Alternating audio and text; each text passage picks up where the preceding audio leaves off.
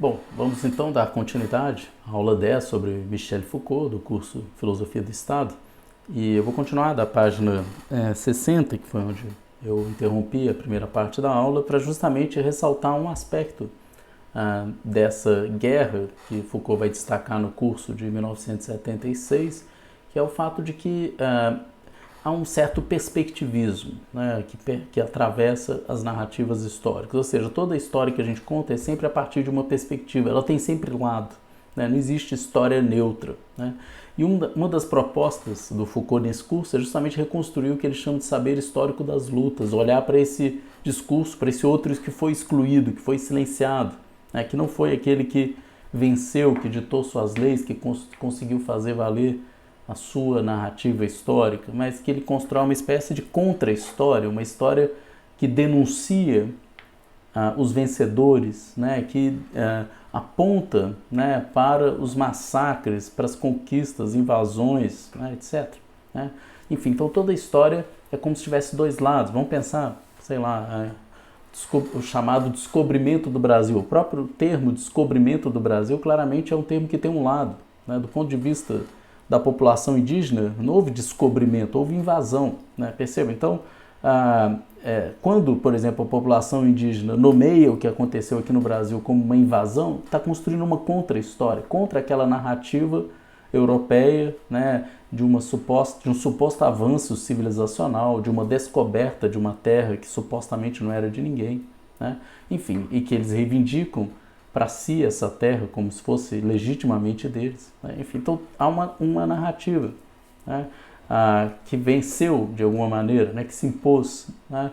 E aqueles que foram excluídos, que foram apagados, né, que foram silenciados, né, derrotados, esses vão construindo uma narrativa de denúncia, né, a contra-história. Né? E toda história teria esses lados. Né? Uma história, vamos chamar de oficial, né, que faz uma espécie de apologia do poder daqueles que venceram, e uma história que é uma contra-história, de denúncia.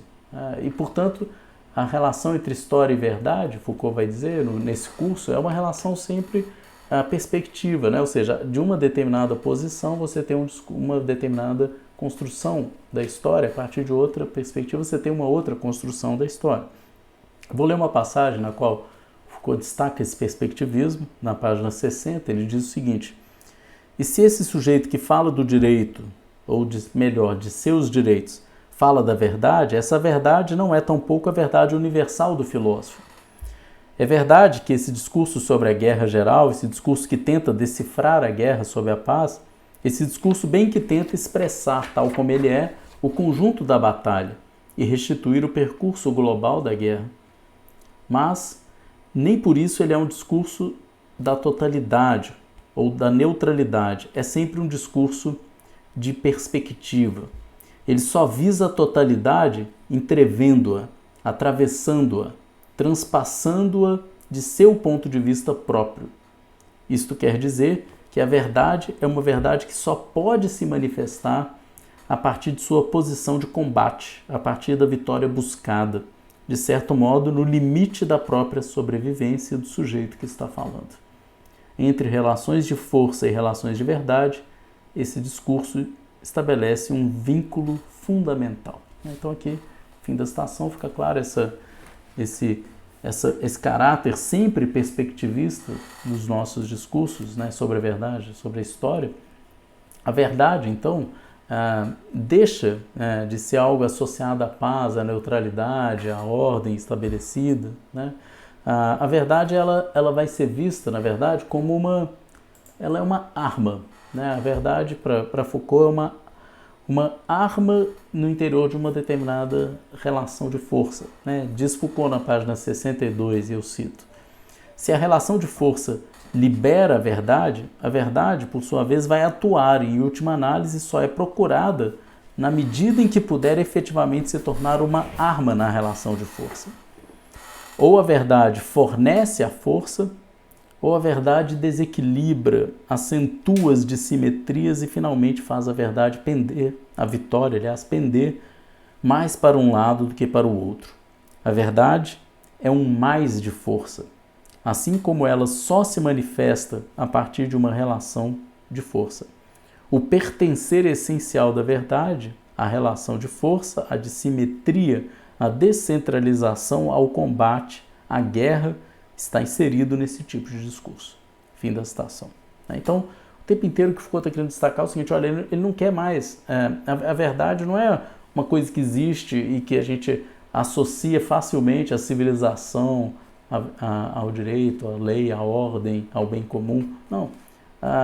A verdade é uma arma, é um discurso. O discurso de verdade, melhor dizendo, é uma arma usada para legitimar um determinado interesse, uma dominação específica.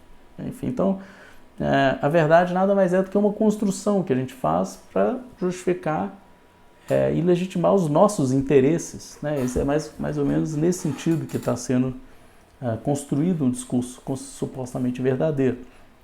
Então, não se pretende, né, o Foucault de maneira nenhuma pretende assumir essa posição de um filósofo, de um intelectual que fala em nome da verdade, etc. Né? A verdade ela é uma arma e o direito nesse sentido é sempre singular, é sempre de uns contra outros, nunca é o direito de todos, né, do bem comum, é sempre de uns que está a serviço dos interesses de uns contra outros, né, a serviço dos interesses dos vencedores contra os derrotados. Né? Página 62, cito de novo. Temos um discurso histórico e político, e é nisso que ele é historicamente arraigado e politicamente descentralizado, que tem pretensão à verdade e ao justo direito a partir de uma relação de força para o próprio desenvolvimento dessa relação de força, excluindo, por conseguinte, o sujeito que está falando. O sujeito que está falando do direito e está procurando a verdade, da universalidade jurídico-filosófica. O papel de quem está falando não é, pois, o papel do legislador ou do filósofo. Né? Fim da citação. Então, o Foucault nos coloca, não quer se colocar mais nesse lugar do intelectual que fala supostamente a partir do ponto de vista da razão, como se ele não fosse também situado na batalha, como se ele não tivesse um interesse específico, como se ele não tivesse um lado, percebam? O jurista fala das leis, do Estado e do direito como se ele não tivesse lado, como se fosse o lado da razão, da civilização. Né? E é isso que o Foucault está querendo desconstruir. Né? Não, todos temos lado. Né? O modelo, então, da guerra pressupõe uma investigação sempre a partir de baixo, não a partir de cima das grandes ideias, dos nobres ideais, da razão. Não, a partir de baixo dos interesses, né? Concretos. Cito Foucault, páginas 63 para 64. A explicação por baixo é também uma explicação pelo mais confuso, pelo mais obscuro, pelo mais desordenado, o mais condenado ao acaso. Pois o que deve valer como princípio de decifração da sociedade e de sua ordem visível é a confusão da violência, das paixões, dos ódios, das cóleras, dos rancores, dos amargores. É também a obscuridade dos acasos, das contingências, de todas as circunstâncias miúdas que produzem as derrotas e garantem as vitórias. Fim da citação. A paz, então, diz Foucault, ela é produzida por meio de diversas estratégias e procedimentos que tem lá no fundo, um fundo meio sombrio da guerra. O que o Foucault está querendo dizer basicamente aqui? Né? Olha aqui, a gente constrói grandes edifícios assim, de pensamento, racionalizações sobre a legitimidade do poder, sobre a justiça, sobre o bem comum, etc. Mas no fundo, esses discursos, eles estão baseados em algo extremamente sombrio, né? Tá baseado nessa guerra. Na verdade, a gente tem um interesse, né? A gente tem algo, né, que a gente defende e que é irracional, né, que tem a ver com aquilo que somos, que desejamos, que queremos, né? E a gente constrói todos esses edifícios teóricos, né, esse discurso sobre o poder, o direito e a justiça, etc., para, na verdade, conferir um ar de verdade àquilo que não passa de um interesse. Né? Então, no fundo, a política é movida por algo irracional, um mero querer, vamos dizer assim. Eu quero que o mundo seja assim, eu quero viver assim, eu quero... E as leis e os discursos jurídicos e as teorias filosóficas sobre o bem, etc., e o justo, tudo isso não passa de um colorido, né, de uma construção que no fundo, o fundo disso é um fundo sombrio, irracional. Essa é uma questão interessante, até que ponto a gente organiza nossas posições políticas racionalmente, até que ponto a racionalização ela não vem depois de uma tomada de posição que é irracional. E aí parece que isso vem num esforço nosso para, inclusive, legitimar para nós mesmos as posições que assumimos. Vou ler a passagem 64, diz Foucault. Um entrecruzamento de corpos, de paixões e de acasos é isso que nesse discurso vai constituir a trama permanente da história e das sociedades. E é simplesmente acima dessa trama de corpos, de acasos e de paixões, dessa massa e desse burburinho sombrio e às vezes sangrento, que se vai construir algo de frágil e de superficial, uma racionalidade crescente a dos cálculos, das estratégias, das astúcias, a dos procedimentos técnicos para manter a vitória, para fazer calar, aparentemente, a guerra, para conservar ou inverter as relações de força. Portanto, é uma racionalidade que, à medida que se vai subindo e que ela se vai desenvolvendo, vai ser, no fundo, cada vez mais abstrata, cada vez mais vinculada à fragilidade e à ilusão, cada vez mais vinculada também à astúcia e à maldade daqueles que, tendo por ora a vitória e estando favorecidos na relação de dominação, têm todo o interesse de não as pôr de novo em jogo. Fim de citação. Então, o que o Foucault está argumentando é que é como se a gente tivesse um eixo ascendente.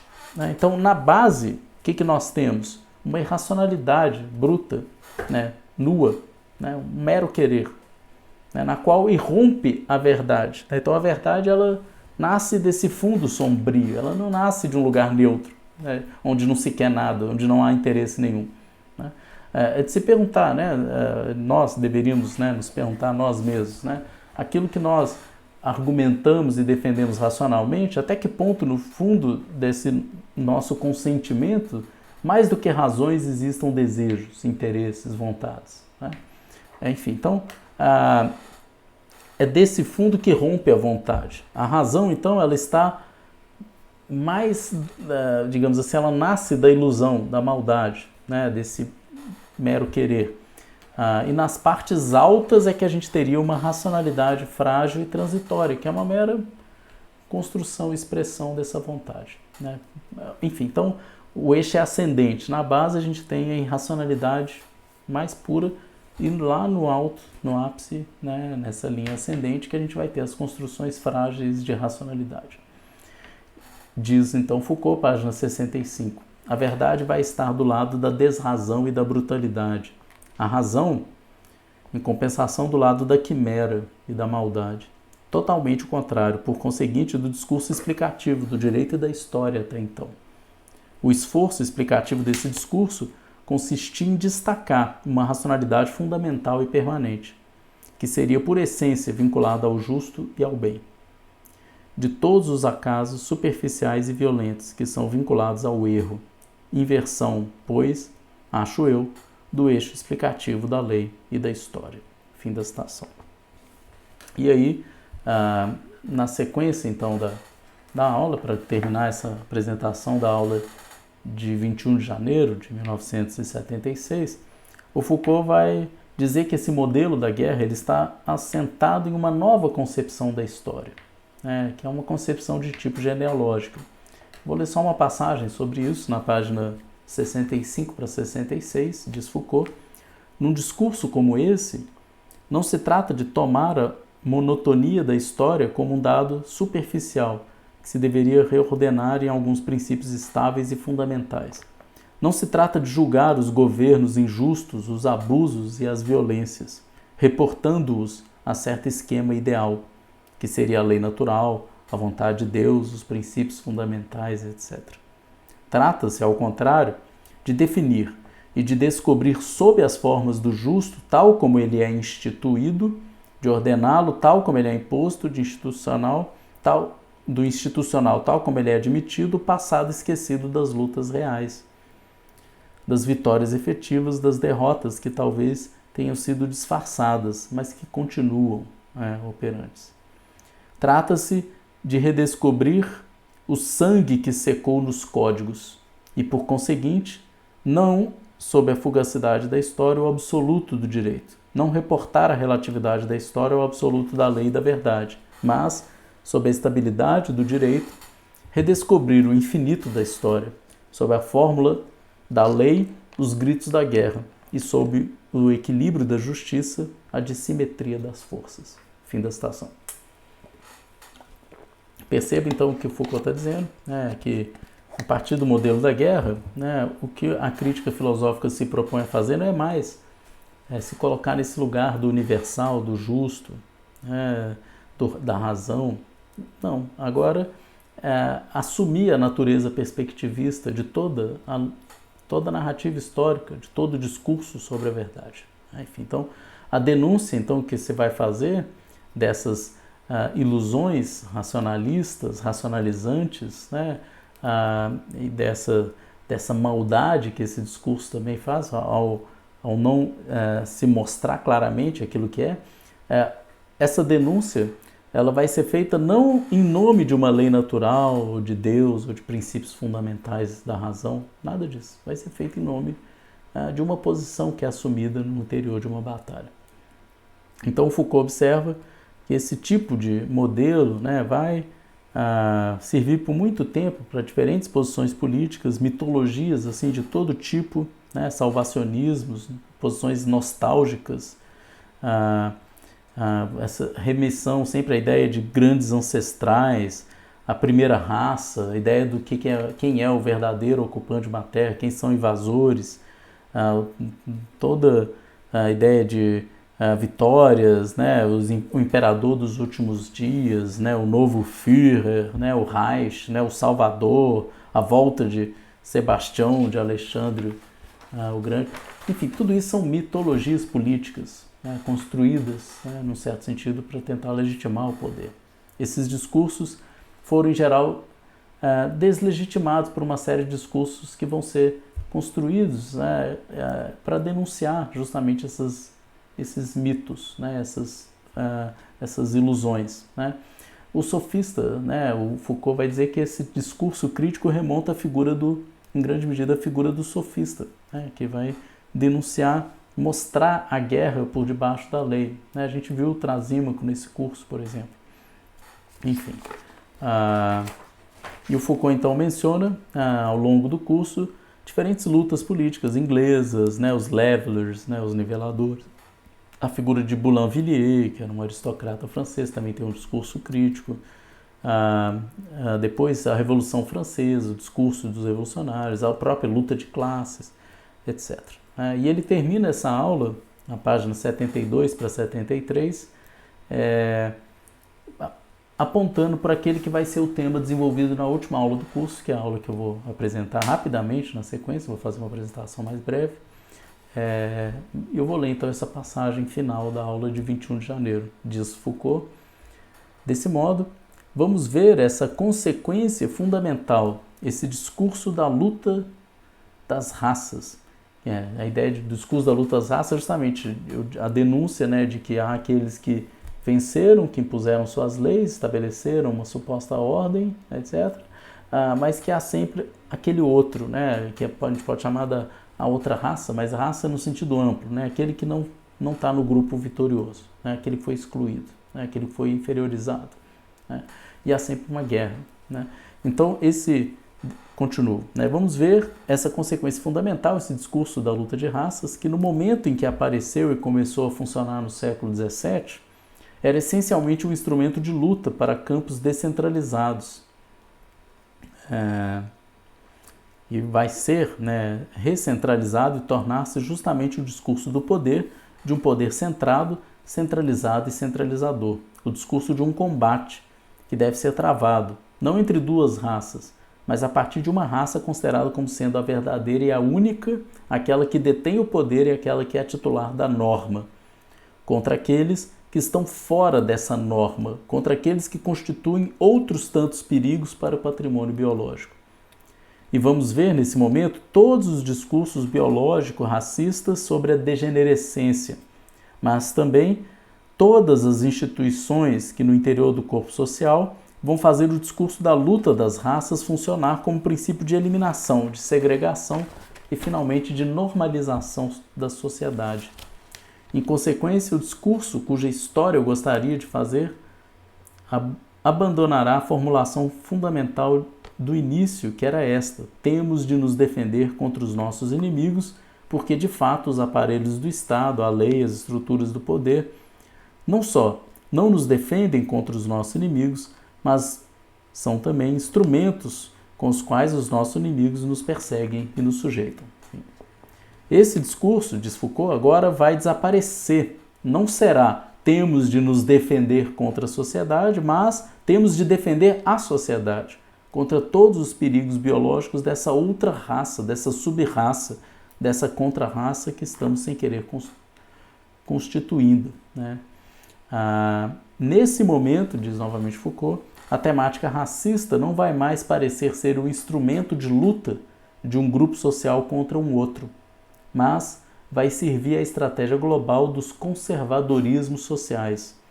Aparece nesse momento, o que é um paradoxo em comparação aos próprios fins e à forma primeira que esse discurso que eu lhes falava, um racismo de Estado.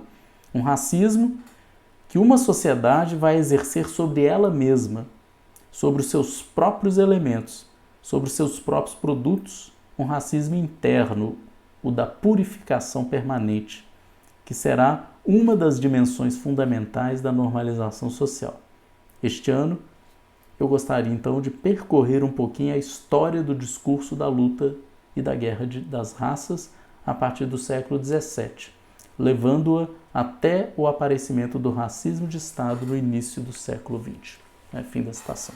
Então, de fato, o Foucault vai seguir esse percurso ao longo do curso de 76, mas nós vamos aqui pular esse percurso para ver o capítulo final dessa história que ele conta, que é justamente a manifestação mais contemporânea, né, recente disso, e a emergência do que o Foucault vai chamar de biopolítica. Isso aparece, então, nessa aula de 17 de março de 1976. Como eu disse, eu vou fazer uma apresentação mais sucinta e mais rápida dessa aula final. Bom, primeiro, entender o que o Foucault chama de biopolítica, né? Esse texto é um dos primeiros, né, praticamente o primeiro texto em que o Foucault apresenta a noção de biopolítica, né, antes mesmo da publicação do primeiro volume da História da Sexualidade, que vai ser publicado em 76.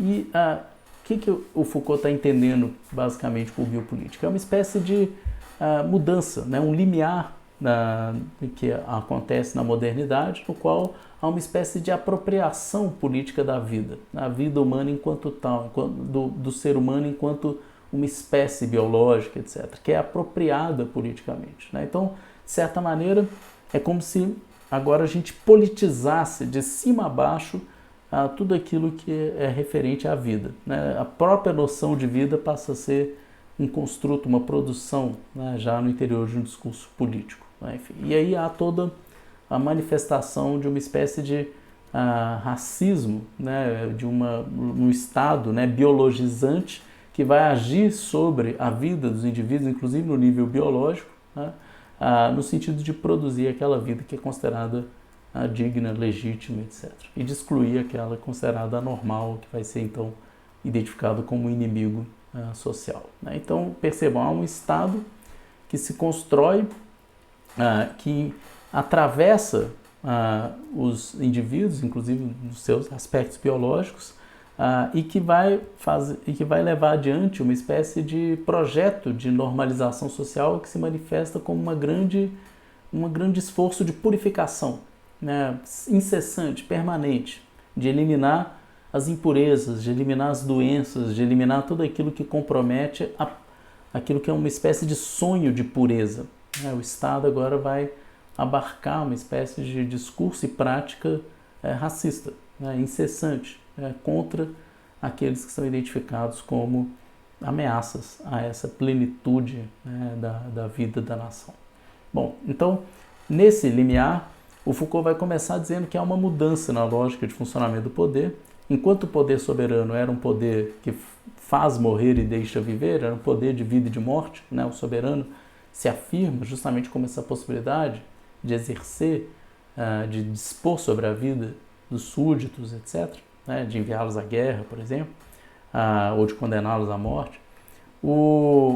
A lógica do biopoder, diz Foucault, ela inverte, de certa maneira, essa lógica soberana. É mais do que um poder que faz morrer e deixa viver, é um poder que faz viver e deixa morrer. A biopolítica é um poder sobre a vida, né? É um poder que atravessa a vida, que produz a vida.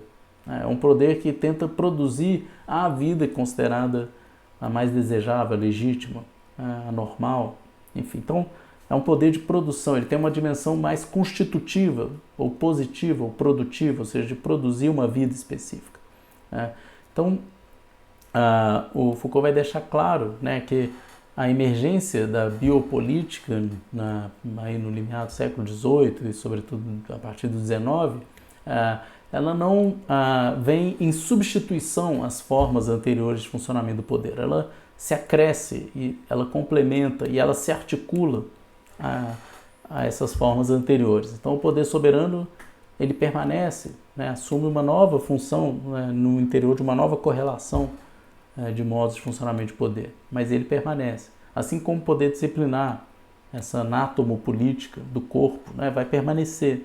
Esse poder que adestra, né, que disciplina, que dociliza os indivíduos, esse poder permanece. Só que agora é rearticulado no interior de uma estratégia mais global, biopolítica, né?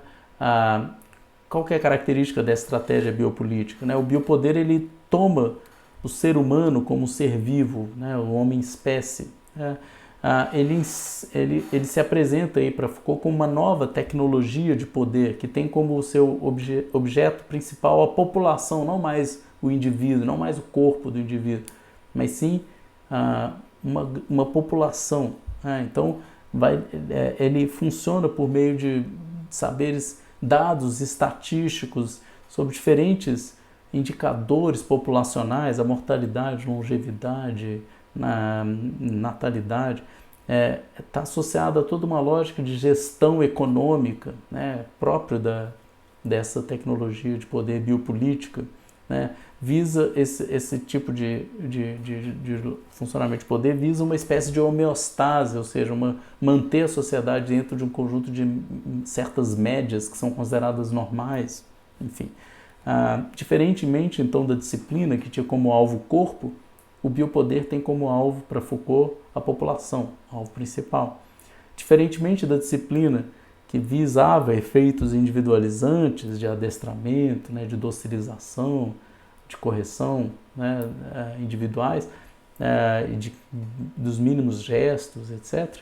No caso do biopoder, não. A gente tem uma tecnologia de controle populacional, né? Os mecanismos agora são mecanismos de regulação, não são mais mecanismos voltados diretamente para o indivíduo. E somados, então, esses dois mecanismos, né, os disciplinares e os biopolíticos, nós teríamos, então, a conformação de uma sociedade de normalização, que se dá tanto por meio dessas normas, vamos chamar de disciplinares, né, como também as normas de regulação ou biopolíticas. Bem, dito isso, eu vou partir para a parte final dessa aula de 17 de março, que é a última aula do curso, em defesa da sociedade. Foucault vai desenvolver a noção de racismo de Estado. A gente viu no final lá da aula de 21 de janeiro que Foucault descreve racismo de Estado como se fosse um racismo interno. O Foucault vai dizer que é como se houvesse uma mudança, né? Ou seja, o Estado moderno, tradicionalmente, ele se afirmava por meio digamos assim, como se para que ele pudesse existir, ele precisasse derrotar inimigos externos. Então havia uma lógica bélica, mas voltada contra inimigos que seriam outras nações, né, os outros povos. A partir do século XIX, o Foucault vai dizer que há uma espécie de interiorização dessa lógica da guerra. A guerra que antes era travada entre nações, né, e aí você tinha um inimigo externo, agora ela se faz internamente. E o inimigo, então, ele é interno.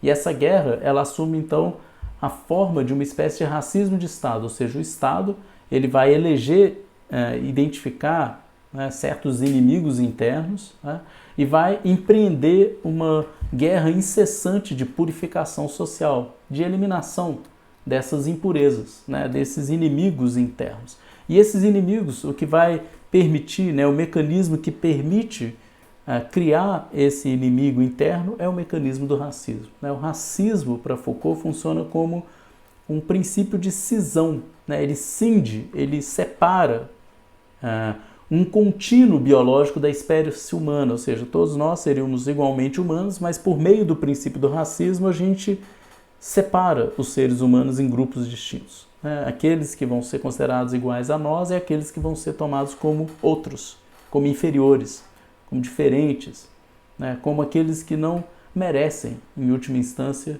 viver, né? Que podem ser submetidos a um processo de exclusão, né? De eliminação, inclusive de massacre, de genocídio no limite. Enfim, então é esse outro inumano, né? De quem a gente retira a humanidade, ou pelo menos reduz a sua humanidade. Né? Enfim, então é o princípio do racismo que cinde a sociedade, né? E é ele que vai alimentar a guerra. Né? A guerra é contra esse outro, é contra esse elemento inferior, contra essa impureza, contra esse invasor, contra essa doença. Bom, e essa ameaça a nós. Nós aqui no sentido dos normais, dos legítimos ocupantes de uma terra, daqueles que são considerados a raça pura. Enfim, então, por meio dessa lógica do racismo de Estado, é como se instaurasse uma relação guerreira. Né? Que tipo de relação é essa? É uma relação na qual um grupo, para que ele entende, né, que para que ele possa viver, ele precisa eliminar os seus inimigos. Né? Ou seja, ele entra então numa lógica guerreira. Né? Ou seja, para que eu possa viver plenamente, eu preciso que esse outro, que o meu inimigo, deixe de viver, né? Que ele seja eliminado. Né? Então perceba que o racismo é um princípio que impede a ideia de convivência, né? Ou seja, de convivência entre os diferentes. Não, ele torna o diferente uma ameaça, né? Ele toma o diferente por um risco à sua própria vida. Né? E a partir da instauração de uma lógica de relação guerreira, é preciso que esse outro então seja eliminado, que ele saia ou que ele seja exterminado, para que eu possa viver, né? Para que o meu grupo, o nós, possa florescer. Bom, então o racismo é como se ele tornasse a morte aceitável em uma sociedade de normalização. Então percebo que parece um paradoxo, porque a biopolítica é uma política da vida, ou seja, de produção da vida. Só que o que o Foucault está mostrando é que o racismo é um princípio que permite que esse tipo de poder que funciona promovendo a vida ou produzindo a vida, ele pode se tornar um poder de morte, né, uma tanatopolítica, né, para usar o termo que o Agamben vai usar na frente, ou uma necropolítica, para usar o termo do Bembe, né, que são inclusive os dois autores que a gente vai tratar ainda na sequência do curso. Mas bem, esse poder de produção da vida assume uma forma negativa, né, de ser um poder de morte, né, a partir do momento em que a lógica guerreira é instaurada. Né, ou seja, então para que eu possa promover a vida, eu preciso do extermínio desse outro, eu preciso eliminar esse outro. Né? Então percebo que a morte, ela passa agora, né, no interior de uma lógica biopolítica, ela passa a acontecer no interior de uma lógica de produção e promoção da vida. Só que o problema é que, a partir do racismo, a promoção da minha vida, da minha raça, parece pressupor a eliminação da sua vida, da sua raça. Então esse é o problema da lógica do racismo de Estado. É um Estado, né, que se coloca como um instrumento nesse projeto de purificação social. É um projeto racista em última instância, né? Um projeto de eliminação do outro, né? De eliminação desse outro ameaçador, visto como uma ameaça à nossa vida, ao florescimento da nossa vida. Enfim, então o racismo torna a morte, para Foucault, aceitável em uma sociedade de normalização. Né? Então é como se a normalizar pressupusesse agora eliminar esse outro impuro, esse outro que compromete a nossa nação. Bem, uma passagem do texto do Foucault, dessa última aula, Foucault vai mostrar também como que, ao longo, então, da história da modernidade, esse princípio do racismo foi incessantemente ativado, né? Foi insistentemente repetido, né? E como que o racismo ajuda a gente a entender, por exemplo, a experiência do genocídio colonizador, né? A experiência do colonialismo moderno, né? Das nações europeias, tanto aqui nas Américas como na África, também em outros locais do mundo. Enfim, era uma lógica, todo mundo sabe, racista, começar pelo fato de que se valeu em grande medida de mão de obra escrava, né, escravizou populações inteiras, né, em vários lugares do mundo, mas para além disso, né, era um princípio sempre que pressupunha, né, uma espécie de elite branca civilizada, né, e um conjunto de povos, os colonizados, hostis, né, inferiores, né, seja o indígena, né, seja o negro, seja, enfim, em diferentes lugares do mundo havia sempre esse princípio racista, né, que justificava o massacre.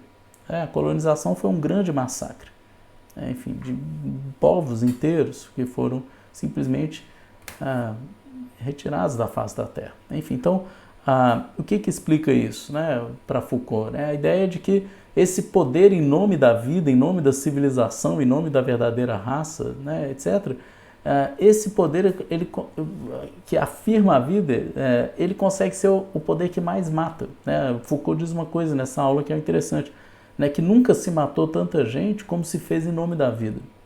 Né? Bom, a gente vai ver o exemplo mais extremo disso, que é analisado com mais calma pelo Foucault, que é o exemplo do nazismo. Né? Então, o nazismo é um Estado, para Foucault, absolutamente racista, né?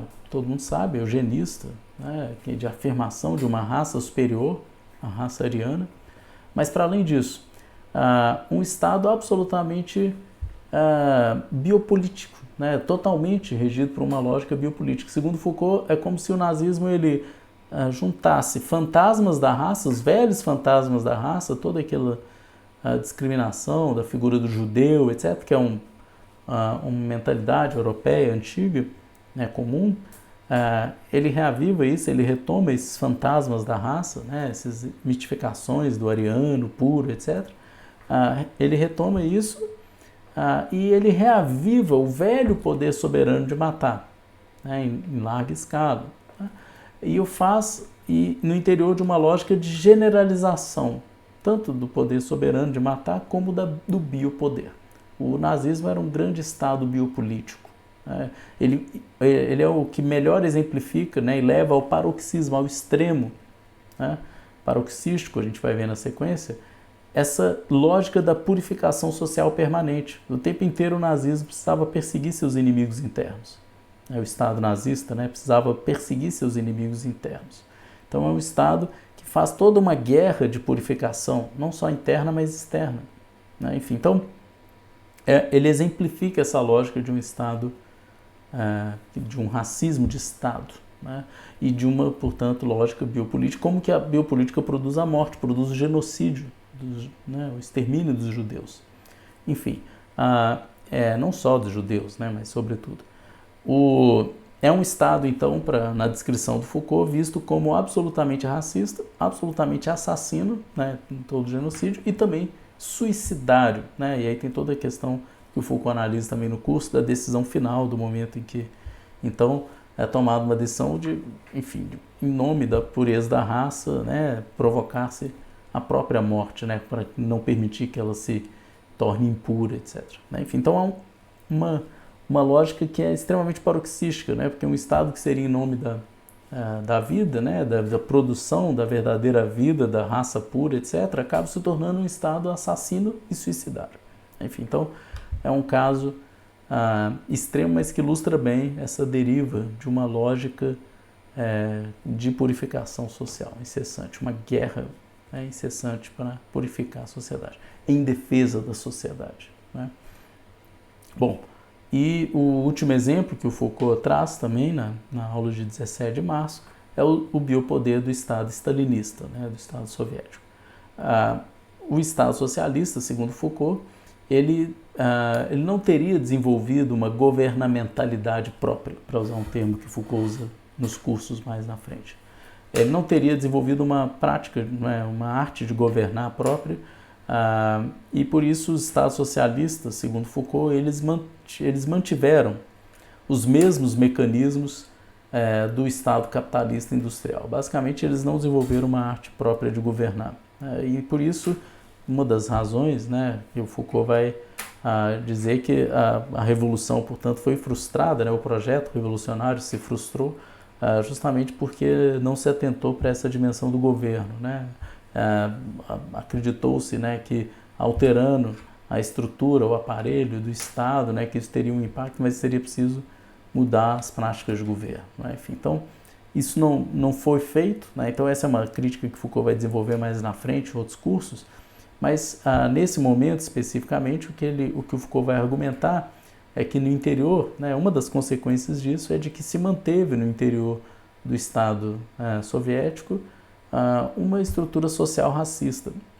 Era também um Estado racista, segundo a leitura que o Foucault faz, que houve uma manutenção da biopolítica de tipo evolucionista, sobretudo uma grande narrativa histórica do inimigo burguês e tal, e também biológica. Vários grupos étnicos, grupos sociais foram perseguidos na União Soviética, sobretudo durante o stalinismo, o regime do Stalin, e aí os ciganos, e outros grupos asiáticos e tal.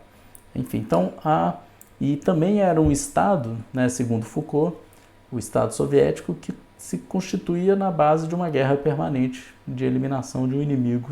Então havia também essa guerra, não só interna, mas externa, contra esse inimigo burguês, uma guerra permanente. Enfim, então, nos dois casos, o Foucault ilustra tanto a experiência stalinista quanto nazista, ilustraria para Foucault experiências biopolíticas e a lógica do racismo de Estado.